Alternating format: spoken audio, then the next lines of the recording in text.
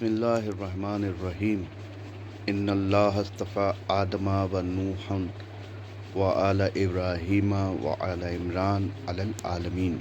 سورہ المائدہ، سورہ آل عمران کی آیہ مبارکہ، جس میں ارشاد رب العزت ہو رہا ہے کہ ہم نے چن لیا۔ اصطفیٰ یعنی چن لینا، سلیکٹ کرنا، آدم کو، نوح کو، آل ابراہیم کو، آل عمران کو۔ اگر تفسیر مفسرین اختلاف پیدا کریں کہ بھئی آل عمران سے مراد کون ہے، تو چلیے ٹھیک ہے، ابو طالب علیہ السلام نہیں ہیں آل عمران میں، اور اہل بیت النبوہ آل عمران میں نہیں ہیں، وہ جناب موسیٰ ان کی آل کا ذکر ہے، تو چلیے ٹھیک ہے مان لیتے ہیں، مگر آل ابراہیم تو ہیں، ابراہیم علیہ السلام کی ذریت میں سے تو ہیں، جناب سلسلہ جناب اسماعیل سے ہوتا عبد المطلب اور حضرت عبداللہ تک آیا، اور ادھر ابو طالب علیہ السلام سے حضرت علی، ادھر عبداللہ علیہ السلام سے ختم پرور صلی اللہ علیہ وسلم۔ تو تھوڑا سا ایک اس کی وضاحت کرنا چاہتا ہوں کہ قرآن میں ہر خشک اور ہر مسئلے کا جواب موجود ہے۔ اللہ نے کہا وَإِذْ قَالَ رَبُّكَ لِلْمَلَائِكَةِ إِنِّي جَاعِلٌ فِي الْأَرْضِ خلیفہ، اللہ نے خلیفہ بنایا تو اب شیطان کو بہکانا لازمی تھا۔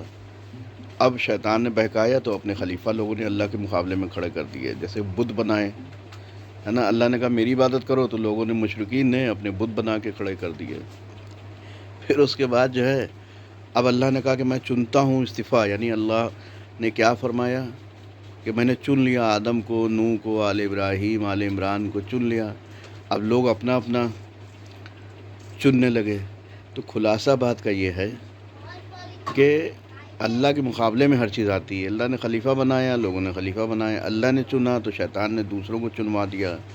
اگر آپ کو علم نہ ہو، آپ کے پاس ہندی سمجھ نہ ہو، عقل کم ہو اور کنفیوز ہوں کہ حق اور باطل کے متعلق، تو کم سے کم یہ دیکھ لیے کہ آپ جس کو مان رہے ہیں، آپ جس کے پیروکار ہیں، اللہ کا چنا ہوا ہے یا آپ کا چنا ہوا ہے۔ بس یہیں سے حق اور باطل ظاہر ہو جائے گا۔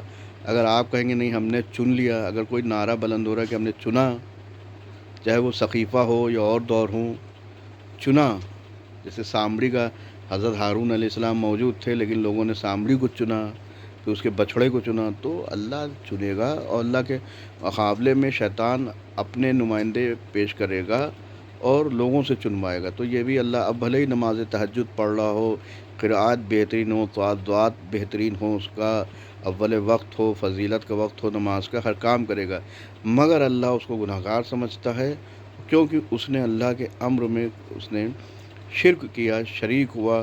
اللہ کا کام ہے، شرک کے بھی مسئلے ہیں اس کو انشاءاللہ بیان فرماؤں گا، پہلے یہ بات سمجھ لیے۔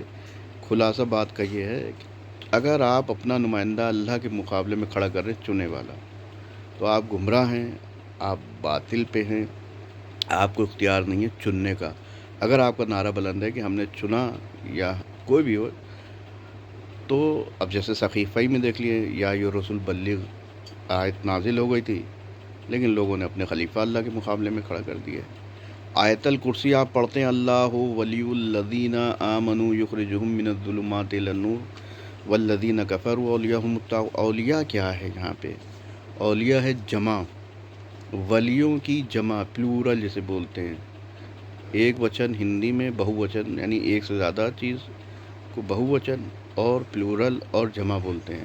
تو اولیاء ہے ولیوں کی، تو ولی بھی اللہ نے کہا اللہ ولی الذین، اللہ نے ولی بنایا، انما ولیکم اللہ ورسولہ، اور وہ حالت رکوع میں وہ لوگ جو زکوٰۃ دیتے ہیں، تو علی علیہ السلام آئے، رسول اللہ صلی اللہ علیہ وسلم، اور اللہ نے اپنی ولایت کا اعلان کیا۔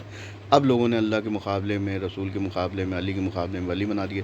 خلاصہ بات یہ ہے کہ جو اللہ کام کہے گا، عبادت کا حکم اللہ نے کہا کہ میرے لیے عبادت کرو، لوگوں نے، مشرکین نے مجسمے اور بت بنانا چالو کر دیے۔ اب اللہ نے کہا ہم خلیفہ بنائیں گے، لوگوں نے اپنے خلیفہ بنانا چالو کر دیے۔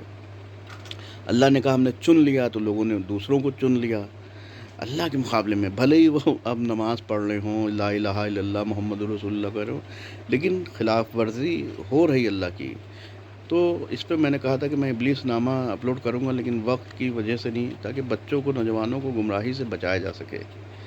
اور شیطان نے جب کہا تھا کہ میں سب کو بہکاؤں گا، جب آدم علیہ السلام کی بات ہو رہی تھی، ابلیس نے سجدے سے انکار کیا تھا، تو شیطانی کا جملہ تھا کہ الا قلیلا، یعنی بہت کم ہوں گے جو مجھ سے بہکیں گے۔ تو آپ کم سے کم اپنی تعداد سے پہچان لی کہ آپ کی سوچ اور فکر کے کتنے لوگ ہیں، اور ان کی فکر و سوچ کے دوسری طرف اللہ قلیلہ ہے ہی ہے کہ کم لوگ بہکیں گے، تو یعنی اکثریت 99 اور 98% گمراہ ہوگی اور 1 اور 2% ہوں گے۔ اب یہ آپ دور چاہے نبی موسیٰ عیسیٰ جتنے بھی ہوں، ایک طرف ایک نبی یا ان کے گھر والے یا ان کی اولاد، اور دوسری طرف لاکھوں پوری پوری بستیاں، پورے پورے شہر۔ سلسلہ ختمی مرتبت پہ آئے، ختمی مرتبت اکیلے تنہا حضرت علی، حضرت ابو طالب ان کے مددگار، ایک طرف مشرکین اور منافقین، فوج انبار، یہ چیز دیکھ لیے۔ وہ کرتے کرتے حضرت علی تنہا، بی بی دو عالم کی شہادت ہوئی تنہا، جنازے میں کتنے لوگوں نے شرکت کی، امام حسن کے جنازے میں کتنے لوگوں نے شرکت کی۔ تو آپ یہ دیکھیں گے کربلا تک آ جائیے، مولا کے گھر والے تھے کربلا میں، ایک دوست تھے، راہ چلتے ہوئے کچھ لوگ شامل ہو گئے جن کا تذکرہ ہم اکثر 72 سے کرتے ہیں، کم اور بیش 100 150 200 جو بھی روایت میں ہوں اتنے لوگ تھے، ایک طرف لاکھوں کا ہجوم۔ کرتے کرتے 11ویں امام تک آئیے، 12ویں امام تک آئیے کہ وہاں بھی 313 بچے دیکھیے، یعنی اربوں خربوں ہونے کے بعد بھی اب امام کے وقت میں بھی جو روایت میں نقل ہوا ہے کہ 313۔ اب آپ دیکھ لیے آپ قلت میں ہیں، اکثریت میں ہیں، کس طرف ہیں۔ قرآن سمجھیے، عقل کا استعمال کریے۔ قرآن میں اللہ نے عقل کا استعمال کیا ہے، قرآن میں ایک ایک مسئلے کا بیان کیا ہے۔ قرآن ہادی ہے، قرآن رہبر ہے، قرآن آپ کی ہدایت کرے گا، قرآن نہیں کرے گا۔ قرآن میں اللہ نے کہا کہ میں ان کی ہدایت کرتا ہوں جو میری آیتوں کے ذریعے سے ہدایت یافتہ، یعنی گویا یوں جملہ یوز کریں گے جو میری آیتوں سے رہنمائی جن کو حاصل ہوتی ہے۔ تو ایک نہیں سینکڑوں آیتیں ہیں، کم سے کم میں نے کہا تھا 50 آیتیں میں پیش کر دوں جو صرف اسی پہ ہیں، ہدایت پہ اور قرآن پہ۔ تو ہمیں یہ دیکھنا کہ قرآن کیا کہہ رہا ہے۔ اہل بیت نبوہ بھی جب بھی کوئی ڈیبیٹ ہوتی تھی، مناظرہ ہوتا تھا، کہیں بھی ہوتی تھی، مخالفین ان کے جو ہے اہل بیت کے دشمن جو تھے لعین، تو امام قرآن کی آیتیں، کیا تو نے قرآن میں یہ آیت نہیں پیش کی، کیا تم نے قرآن کی یہ آیت نہیں سنی، یا قرآن میں تو نے خدا کا قول یہ نہیں سنا، اس طریقے سے۔ تو دیکھیے قرآن کیا کہہ رہا ہے۔ اگر آپ کو ہلاکت سے، کیونکہ جب آپ مر جائیں گے نا اور گمراہ مرے، تو گمراہ مرنے کے بعد آپ کیا کہیں گے، پتہ کیا کہیں گے؟ یا اللہ مجھے دنیا میں پھر سے پلٹا دے۔ یا اللہ جو گمراہ مرے گا وہ کہے گا یا اللہ مجھے دنیا میں پھر سے پلٹا دے۔ ایک چیز ہو گئی۔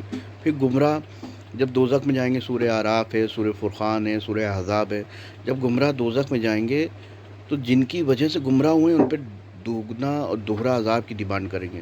یا اللہ ان لوگوں کی وجہ سے، ان پیروکار جن کی ہم نے پیروکاری کی، ان کی وجہ سے ہم گمراہ ہوئے ہیں، لہذا دوہرا عذاب ان پہ نازل فرما۔ سورہ اعراف کی آیت ہے، سورہ فرقان کی آیت ہے۔